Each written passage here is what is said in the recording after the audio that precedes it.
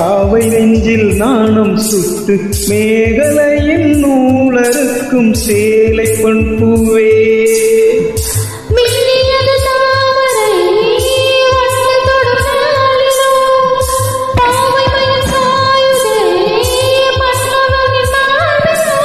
முத்தத்தாலே பெண்ணே சேலை நெய்வேன் கண்ணே.